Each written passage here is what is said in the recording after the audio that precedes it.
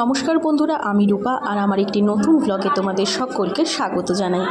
আমার প্রতি বছরের ন্যায় এবছরেও আমাদের গ্রামে হরিনাম সংকীর্তন আয়োজিত হয়েছে। আজকে তার প্রথম দিন, আজকে অধিবাস, তাই সকলে মিলে চললাম গঙ্গা স্নানের উদ্দেশ্যে।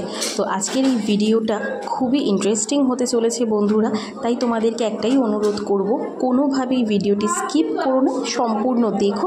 আশা করছি তোমাদের খুব ভালো লাগবে। দেখতেই পাচ্ছ, এই হচ্ছে আমাদের মন্দির, আর মন্দিরের সামনে কত সুন্দরভাবে সাজানো হয়েছে। একদিকে মায়ের মন্দির, মা কালীর, আর আরেকদিকে হরি মন্দির।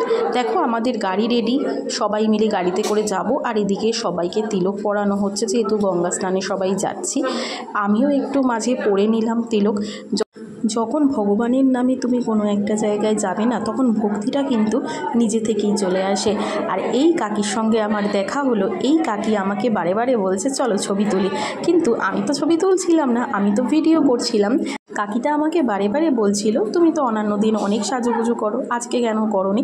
আমি বললাম গঙ্গা স্নানে যাচ্ছি, সাজুগুজু কেন করব? তাই জন্য আবার বললো যে না, রোজ রোজ সাজুগুজু করো, আজকে একটু করতে পারতে। তো আমি বললাম না, আজকে আর করব না, আগামীকাল থেকে সাজুগুজু করব। আর সাজুগুজু করার দিন কি চলে যাচ্ছে বলো?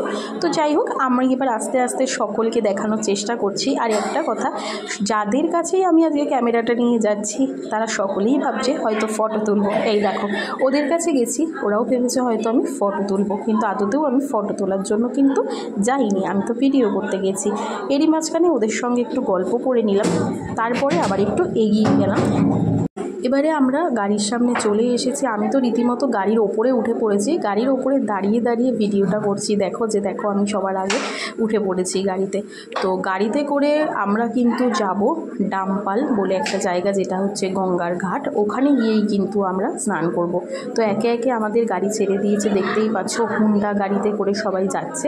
তো আমরাও রওনা দিলাম। এইবার 5টা গাড়ি গেছিল মোট, তার মধ্যে আমরা সবার শেষে বেরিয়েছিলাম। তো সবাই মিলে কিন্তু খুব আনন্দ করতে করতে আমরা রওনা দিলাম। আমরা মেন রোডে উঠে পড়লাম।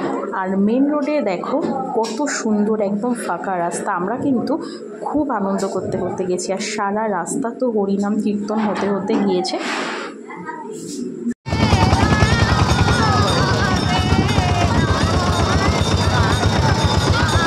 দেখতে দেখতে যে কখন আমরা পৌঁছে গেলাম বুঝতেও পারলাম না।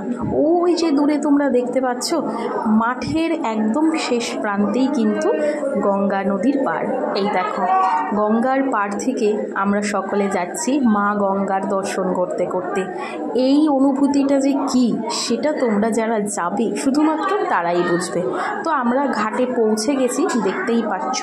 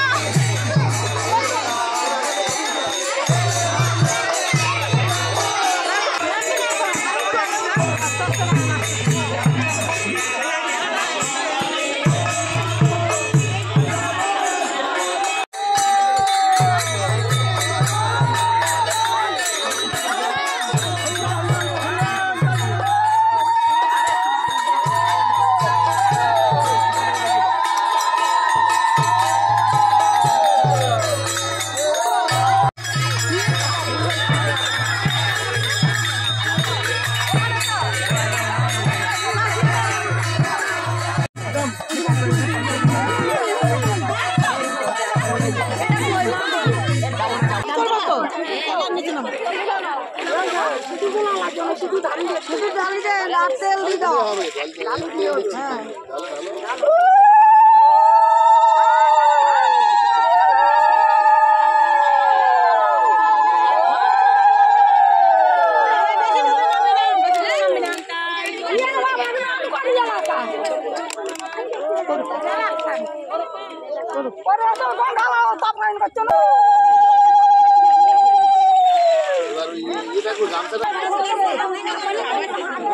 তো যে নিয়মগুলো করার ছিল সেগুলো হয়ে গেছে। এরপরে সবাই একে একে আমরা স্নানে নেমে পড়লাম। সত্যি বলতে একটু ভয় লাগছিল, তবে কোনো অসুবিধা হয়নি, যেহেতু সবাই মিলে একসাথে ছিলাম। মা গঙ্গাকে খুচরো টাকা দিয়ে তারপরে আমি নেমে পড়েছিলাম এবং সেখানে পরপর 3টে ডুব দিয়েছি। আমরা যেহেতু সবাই মিলে গেছি আর গঙ্গায় গিয়েছি, গঙ্গা থেকে জল নিয়ে আসবো না সেটা তো হয় না। আমরা তো সকলেই জানি যে গঙ্গা মায়ের জল হচ্ছে সবথেকে পবিত্র জল, যেটা আমাদের সমস্ত কাজে লাগে। তো আমি অনেকগুলো বোতল নিয়ে গিয়েছিলাম জল আনার জন্যে। মেজদি ভাইও কিছুটা বোতল দিয়েছিল, প্লাস আমার কিছুটা বোতল ছিল। তো সেই জলগুলো ভরার সময় আমার এত অসুবিধে হচ্ছিল, কারণ এক হাতে ব্যাগ আর এক হাতে বোতল, জলগুলো ভরতেও খুব সময় লাগছিল বোতলে। একটু সমস্যার সম্মুখীন হয়েছি, কোনো অসুবিধা হয়নি। শেষমেশ অনেকটা রাত হয়ে গেল আমাদের, দেখতেই পাচ্ছ পুরো চারিদিকে অন্ধকার হয়ে গেছে ফিরতে ফিরতে। তবুও আমরা ভগবানের নাম করে বাড়িতে ঠিক ফিরেই এলাম। দেখো, এই হচ্ছে আমাদের মন্দিরের কাছে আমরা সবাই এক্ষুনি নেমে পড়লাম। সবাই স্নান করে এসে ভগবানকে নমস্কার করে বাড়ির দিকে রওনা দিল। ফাইনালি বাড়িতে চলে এসেছি।